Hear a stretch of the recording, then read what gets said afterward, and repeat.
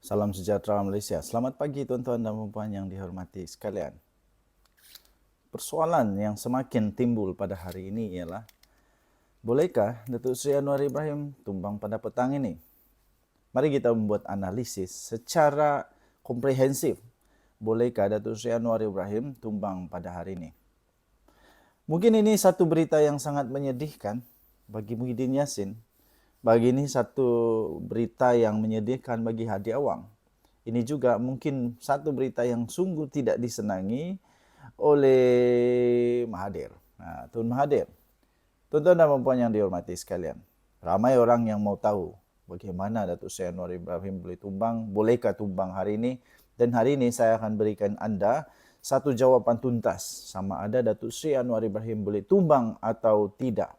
Ya, tapi sebelum itu saya ingin kongsikan bagi anda satu makanan kesihatan. Ini dia For Life Transfer Factor. Selalunya saya bawa dalam bentuk botol, tapi kali ini saya bawa dalam bentuk satu sachet. Dan ini juga memiliki transfer factor. Ini juga sangat-sangat bagus untuk meningkatkan imun badan bagi anda yang memang ada masalah darah tinggi, kencing manis, gout, kanser, kolesterol, sakit-sakit badan, sakit belakang, sakit mata, katarak, apa semualah. Apa saja penyakit di dunia ini disebabkan oleh imun badan yang tidak bagus, tidak kuat melawan penyakit. Jadi imun badan dapat menyembuhkan badan sendiri, dapat menyembuhkan tubuh kita yang sakit dengan imun badan yang optimum. Bagi anda yang memang tergolong dalam penyakit itu, cepat-cepat cuba benda ni atau makanan kesihatan ini yang sudah di-approve, memiliki sijil halal, di-approve oleh KKM dan juga memang disahkan oleh saintis dan para pakar-pakar di seluruh dunia bahawa inilah produk terbaik untuk meningkatkan imun badan, untuk melawan penyakit dan boleh sembuh daripada penyakit dengan imun badan yang kuat. Okey, ini maklumat nombor telefon yang saya sipkan bagi anda. Sila dial atau WhatsApp saya. Okey, kita teruskan. Berdasarkan maklumat terkini, sehingga pada Jun 2025, sebenarnya tidak ada sebarang petunjuk kukuh bahawa Perdana Menteri Datuk Seri Anwar Ibrahim akan tumbang atau kehilangan jawatan pada masa terdekat ini. Kecewalah Tun Mahathir, kecewalah Mahathir, kecewalah Muhyiddin, kecewalah Hadi Awang, tapi memang itulah kenyataan dia. Tiada usul tidak percaya diterima. Setakat ini, tiada notis rasmi mengenai usul undi tidak percaya terhadap Anwar diterima oleh Parlimen. Yang di-Pertua Dewan Rakyat Tan Sri Johari Abdul menyatakan bahawa isu tersebut hanyalah kabar angin dan tiada dokumen rasmi atau panggilan telefon diterima berkaitan perkara ini pada ketika ini. Nombor 2, cabaran Anwar kepada pembangkang. Anwar sendiri pernah mencabar pembangkang untuk membawa usul undi tidak percaya di Dewan Rakyat jika mereka ingin menumbangkan kerajaan. Beliau menegaskan bahawa pembangkang perlu mengikut undang-undang dan bukan hanya bermain sentimen. Ketiga, perjanjian kerajaan perpaduan. Ahli Parlimen Perikatan Nasional Ahmad Fadli Syari mencabar Anwar untuk membebaskan ahli parlimen daripada semua perjanjian sebelum mencabar pembangkang membawa usul undi tidak percaya. Beliau merujuk kepada perjanjian yang mengikat ahli parlimen kerajaan untuk menyokong Perdana Menteri dalam usul-usul yang berkaitan dengan keabsahan kerajaan. Tapi tidak akan menyebabkan Datuk Seri Anwar Ibrahim tumbang pada masa yang terdekat ini. Nombor 4, ini yang paling penting ya. Ini analisis fakta yang paling penting yang benar-benar memberikan kesimpulan bahawa Datuk Seri Anwar Ibrahim tidak akan tumbang pada masa terdekat inilah. Iaitu tiada perkembangan terkini mengenai apa-apa usul. Sehingga kini tidak ada perkembangan baru mengenai usul undi tidak percaya terhadap Datuk Seri Anwar Ibrahim. Tiada laporan rasmi atau kenyataan rasmi daripada pihak pembangkang yang menunjukkan mereka akan membawa usul tersebut dalam masa terdekat. Tuan-tuan dan puan-puan, secara kesimpulan, berdasarkan maklumat yang ada, kemungkinan Datuk Seri Anwar Ibrahim akan tumbang pada masa terdekat ini tidak mungkin berlaku.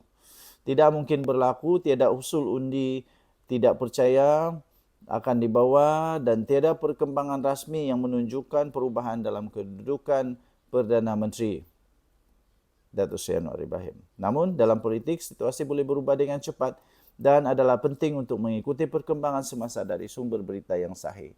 Oke, tuan-tuan dan puan yang dihormati sekalian. Jadi setakat ini tidak akan tumbang Datuk Seri Anwar Ibrahim. Dan saya berdoa semoga beliau tidak tumbang. Saya berdoa semoga negara kita punya politik bagus dan tidak ada tumbang-menumbang kerana bosanlah rakyat nak tengok basik tumbang, tumbang saja. Tinggalkan komen anda. Bye-bye. Salam sejahtera Malaysia, denyut nadi suara rakyat bergema di channel ini. Hari ini saya santai-santai di rumah. Paling seronok berada di rumah. Dan pada masa yang sama bila kita santai-santai, terfikir satu risikan politik terbaru yang baru kita terima. Bagaimana jika Rafizi Ramli dan Syed Saddiq bergabung? Apa terjadi? Ini saya ingin kongsikan kepada tuan-tuan dan puan-puan. Bagaimana boleh terjadi? Ia boleh mencetuskan gelombang politik baru di Malaysia, khasnya di kalangan generasi muda dan pengundi cerlik maklumat. Berikut adalah analisis secara profesional tentang apa yang akan terjadi jika kedua-dua tokoh ini bergabung. Tuan-tuan dan puan yang dihormati sekalian, sebelum saya teruskan ulasan ini, saya ingin kongsikan bagi anda satu produk daripada 4Life Research, yaitu produk kesihatan untuk meningkatkan imun badan. Bagi anda yang ada masalah kencing manis, darah tinggi, gout, kolesterol, kanser, lemah tenaga batin dan sebagainya. Semua itu sebenarnya disebabkan kelemahan imun badan untuk melawan penyakit. Kerana itu produk daripada 4Life Transfer Factor mengajar imun badan kita untuk menjadi kuat dan melawan penyakit sehingga kita boleh sembuh. Produk ini sudah terbukti dipakai oleh pakar-pakar dan juga saintis-saintis di seluruh dunia untuk mengubati penyakit secara imun badan kita yang melawan penyakit. Bila imun badan kita berada dalam keadaan optimum, itulah yang menyebabkan kita sembuh. Saya berikan anda link nombor telefon saya dan anda boleh hubungi saya pada bila-bila masa. Dan juga jangan lupa untuk dapatkan produk hebat ini. Sungguh berbaloi. Kita teruskan. Tuan-tuan dan puan-puan, apa terjadi jika Rafizi dan Syed Saddiq bergabung? Nomor satu, terbentuknya satu blok reformasi muda nasional. Kedua-dua, Rafizi dan Syed Saddiq mempunyai jenama politik tersendiri. Rafizi, reformasi, idealisme, teknokrat, ekonomi. Manakala Syed Saddiq pula adalah orang muda, anti korupsi dan populis progresif.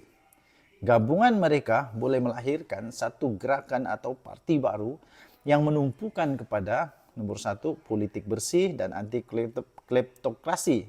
Nomor dua, agenda ekonomi masa depan, gig ekonomi, gaji bermaruah, perumahan mampu milik, dan isu belia, pendidikan dan inovasi digital. Naratif Malaysia baharu pasca era Mahathir dan Anwar.